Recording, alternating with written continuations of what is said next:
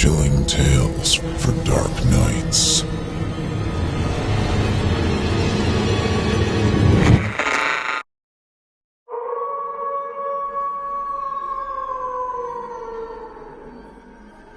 Welcome, listener, to Daily Darkness, brought to you by Chilling Tales for Dark Nights. I'm your host, Steve Taylor. I will be your guide each and every evening as we traverse the moonlit trail and bring to life dark tales plumbed from the depths of the most depraved imaginations, told to you by our hand-picked team of nightmarish narrators. Settle in, grab your safety blanket, and brace yourself. It's time to turn off the lights and turn on the dark.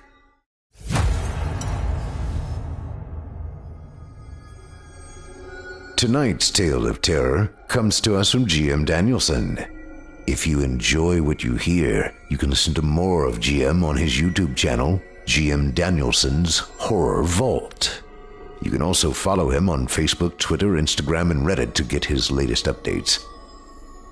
Visit simplyscarypodcast.com for more information today and for a full listing of current links.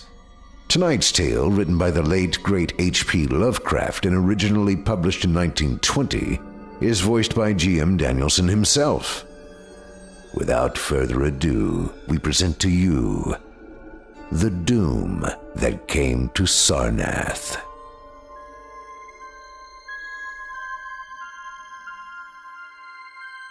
There is in the land of Mnar a vast still lake that is fed by no stream, and out of which no stream flows. 10,000 years ago, there stood by its shore the mighty city of Sarnath. But Sarnath stands there no more.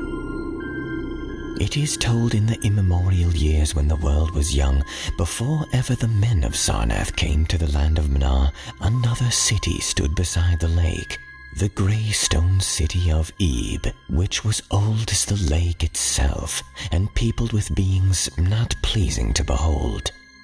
Very odd and ugly were these beings, as indeed are most beings of a world inchoate and rudely fashioned. It is written on the brick cylinders of Cadatharon that the beings of Ib were in hue as green as the lake and the mists that rise above it, that they had bulging eyes, pouting flabby lips, and curious ears, and were without voice. It is also written that they descended one night from the moon in a mist, they and the vast still lake and the grey stone city of Ebe.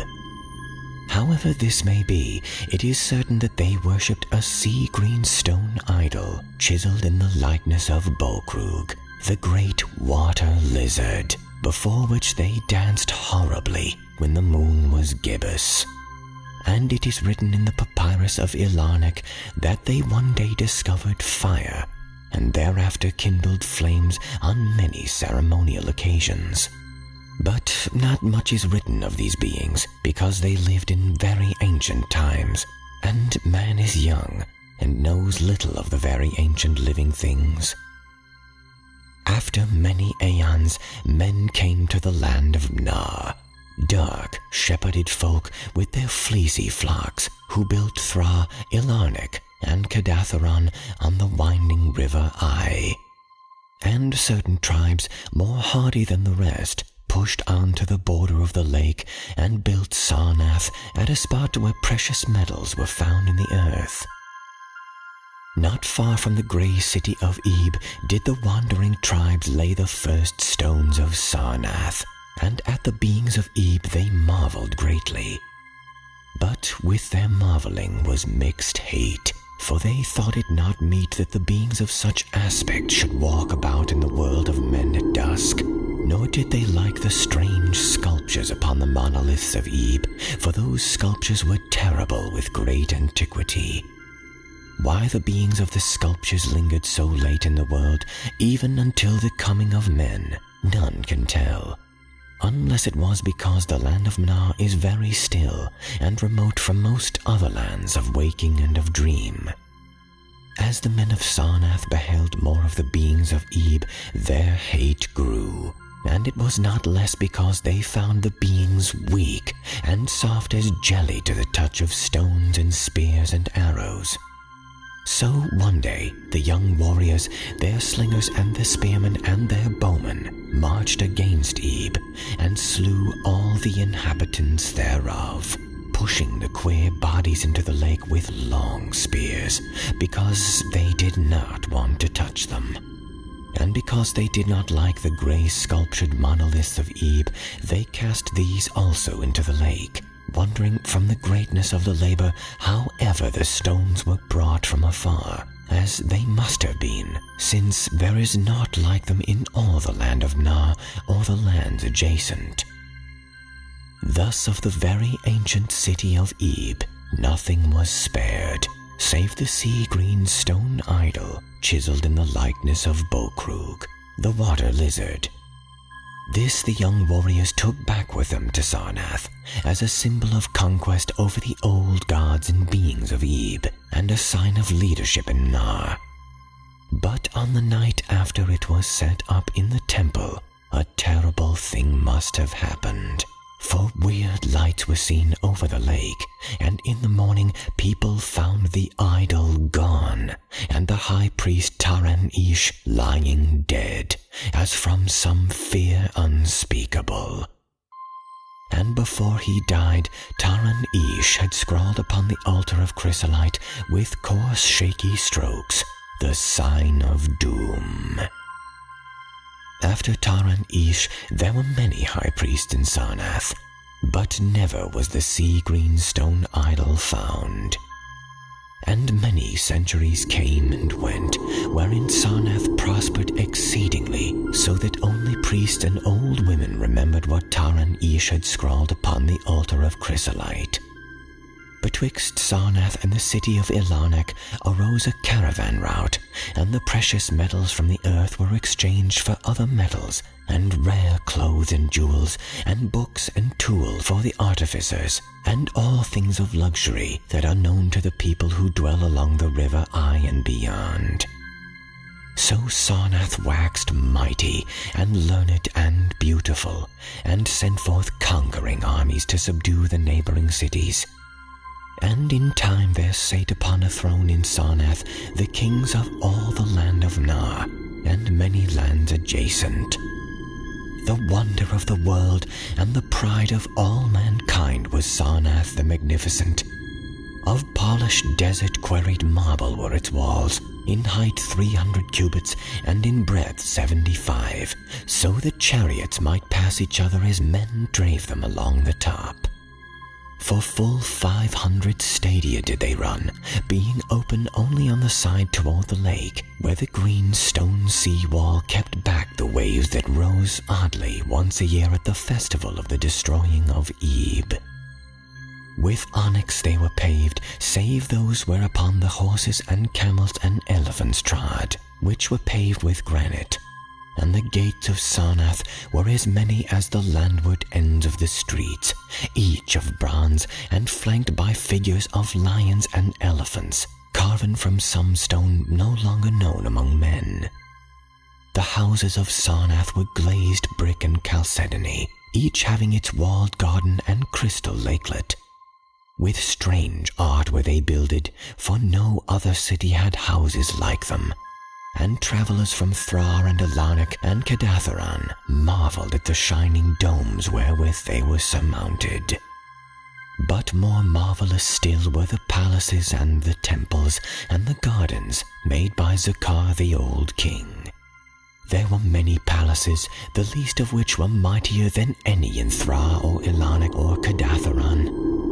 So high were they that one within might sometimes fancy himself beneath only the sky.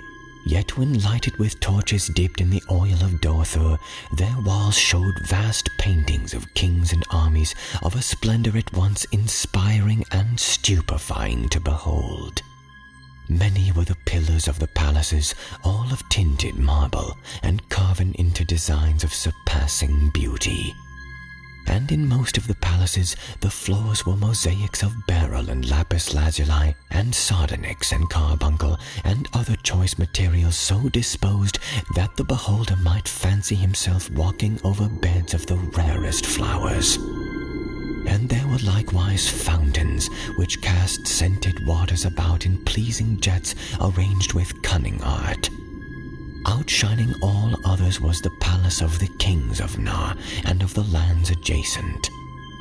On a pair of golden crouching lions rested the throne, many steps above the gleaming floor, and it was wrought of one piece of ivory, though no man lives who knows when so vast a piece could have come. In that palace there were many galleries and many amphitheaters where lions and men and elephants battled at the pleasure of the kings. Sometimes the amphitheaters were flooded with water conveyed from the lake in mighty aqueducts, and then were enacted stirring sea fights or combats betwixt swimmers and deadly marine things. Lofty and amazing were the 17 tower-like temples of Sarnath, fashioned of a bright multi-colored stone not known elsewhere. A full 1,000 cubits high stood the greatest among them, wherein the high priests dwelt with a magnificence scarce less than of the kings. On the ground were halls as vast and splendid as those of the palaces, where gathered throngs in worship of Zo-Kalar and Tamish and Lobdan, the chief gods of Sarnath, whose incense-enveloped shrines were as the thrones of monarchs.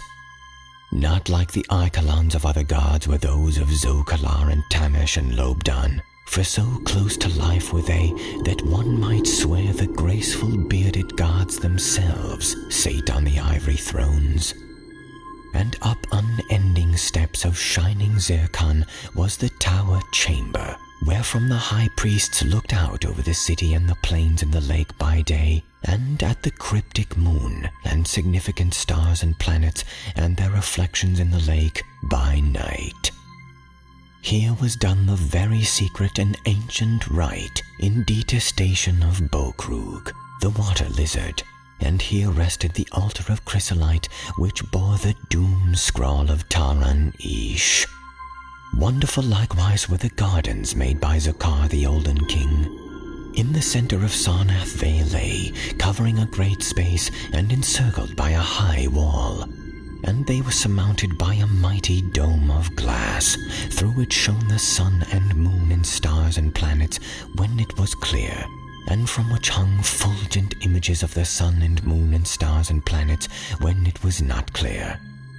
In summer the gardens were cooled with fresh odorous breezes skillfully wafted by fans, and in winter they were heated with concealed fires, so that in those gardens it was always spring. There ran little streams over bright pebbles, dividing meads of green and gardens of many hues, and spanned by a multitude of bridges. Many were the waterfalls in their courses, and many the lilied lakes into which they expanded. Over the streams and lakelets rode white swans, whilst the music of rare birds chimed in the melody of the waters. In ordered terraces rose the green banks, adorned here and there with bowers of vines and sweet blossoms, and seats and benches of marble and porphyry. And there were many small shrines and temples where one might rest or pray to the small gods.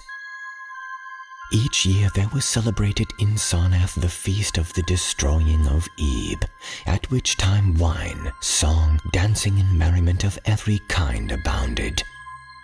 Great honors were then paid to the shades of those things that had annihilated the odd ancient beings, and to the memory of those beings and of their elder gods was derided by dancers and lutists crowned with roses from the gardens of Zokar. And the kings would look out over the lake and curse the bones of the dead that lay beneath it. At first the high priests liked not these festivals, for there had descended amongst them queer tales of how the sea-green icon had vanished, and how Taran Ish had died from fear and left a warning.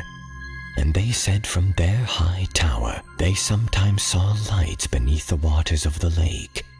But as many years passed without calamity, even the priests laughed and cursed and joined in the orgies of the feasters.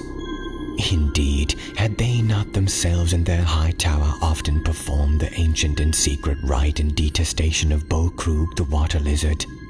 And 1,000 years of riches and delight passed over Sarnath, wonder of the world and pride of all mankind.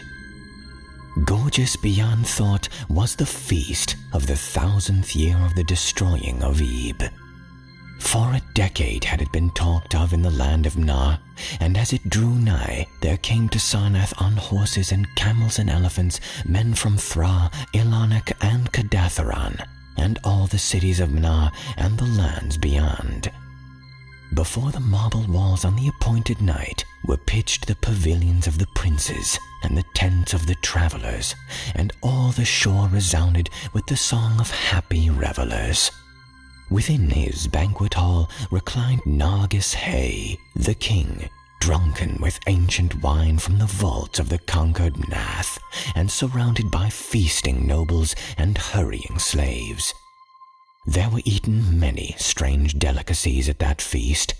Peacocks from the islands of Nariel in the Middle Ocean, young goats from the distant hills of Implan, heels of camels from the Nazik Desert, nuts and spices from the Sadathrian groves, and pearls and wave-washed mtal dissolved in the vinegar of Thra. Of sauces there were an untold number, prepared by the subtlest cooks in all of Na, and suited to the palate of every feaster. But most prized of all the viands were the great fishes from the lake, each of vast size, and served up on golden platters, set with rubies and diamonds. Whilst the king and his nobles feasted within the palace and viewed the crowning dish as it awaited them on golden platters, others feasted elsewhere. In the tower of the great temple the priests held revels, and in the pavilions without the walls the princes of the neighboring lands made merry. And it was the high priest Nai-Ka who first saw the shadows that descended from the gibbous moon into the lake, and the damnable green mists that arose from the lake to meet the moon, and to shroud in sinister haze the towers and domes of fated Sarnath. Thereafter in those towers and without the walls beheld the strange lights of the water, and saw that the grey rock of Akurion, which was wont to rear high above it near the shore, was almost submerged. And fear grew vaguely yet swiftly, so that the princes of Alarnak and of Far Rocco took down, and folded their tents and pavilions, and departed for the river Ai, though they scarce knew the reason for their departing. Then, close to the hour of midnight, all of the bronze gates of Sarnath burst open, and emptied forth a frenzied throng that blackened the plain, so that all the visiting princes and travelers fled away in fright.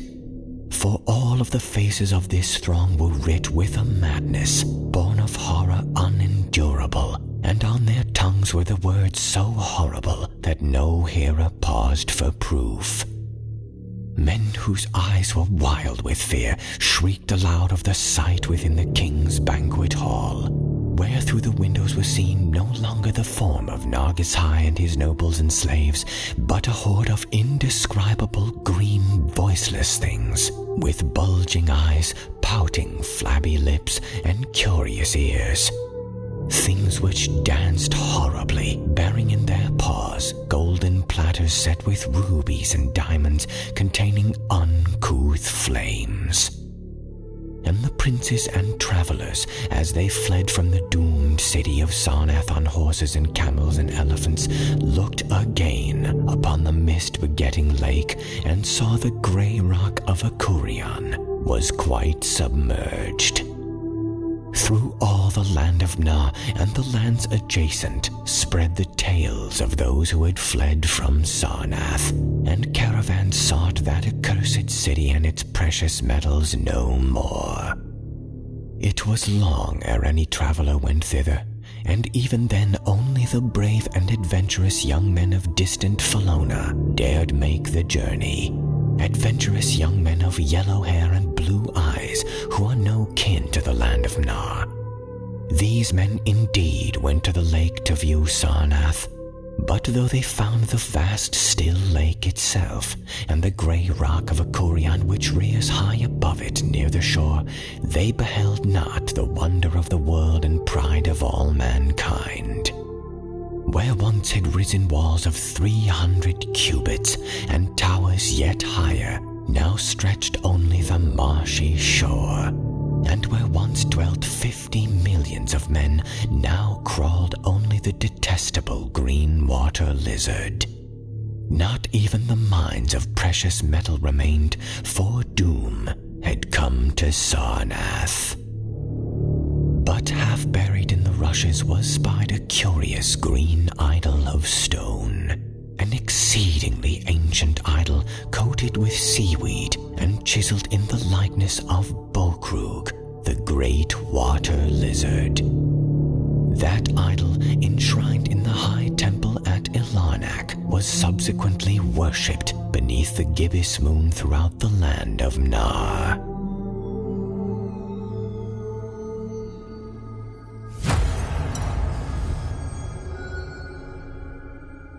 Thank you for joining us tonight. You've been listening to Daily Darkness and our presentation of The Doom That Came to Sarnath by H.P. Lovecraft, brought to you this evening with the kind permission of G.M. Danielson. We'll tell you a bit more about G.M. Danielson in a moment. But first, don't forget to subscribe to Daily Darkness on your favorite podcast app and get your dose of the macabre delivered to you every day. And of course, leave a review and a 5-star rating. It means a lot to us and everyone involved. Now, allow me to tell you more about G.M. Danielson. Grant G.M. Danielson is the host of the Simply Scary podcast, as well as a regularly featured voice talent on that program, which you can find on iTunes, Google Play, Stitcher, and wherever else podcasts can be found. Danielson can also be heard on Chilling Tales for Dark Nights and on his own YouTube channel, G.M. Danielson's Horror Vault, where he provides his own narrations of horror fiction, both old and new. In addition to all of that, he's also an accomplished author, musician, sound engineer, ASMR artist, and graphic designer. If you'd like to keep up with Danielson's latest updates, you can follow him on Facebook, Twitter, Instagram, and Reddit, or support him on Patreon.com. For a full list of current links, you can visit Danielson's featured performer page at simplyscarypodcast.com. Just click About Us on the menu on the site, then Featured Performers, and you'll find Danielson there on the alphabetized list of voice talents. If you decide to check GM out on YouTube, don't forget to subscribe and hit that bell notification icon to get updates in your inbox. And don't forget to leave a kind word in the comments to let him know what you think.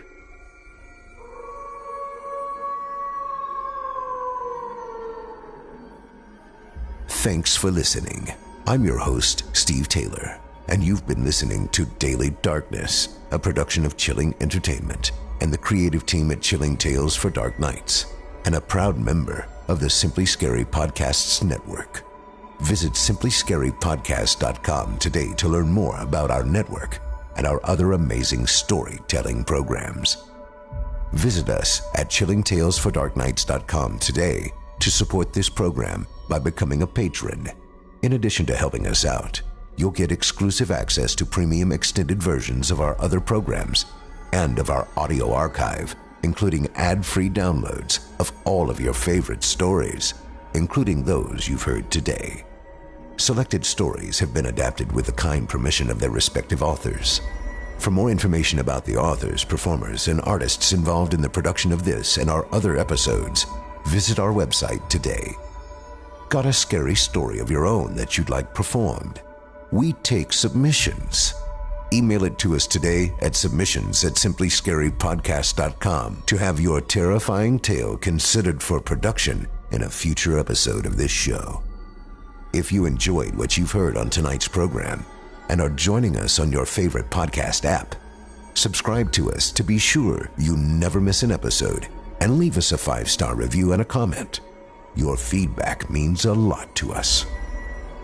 Turn off the lights and turn on the dark.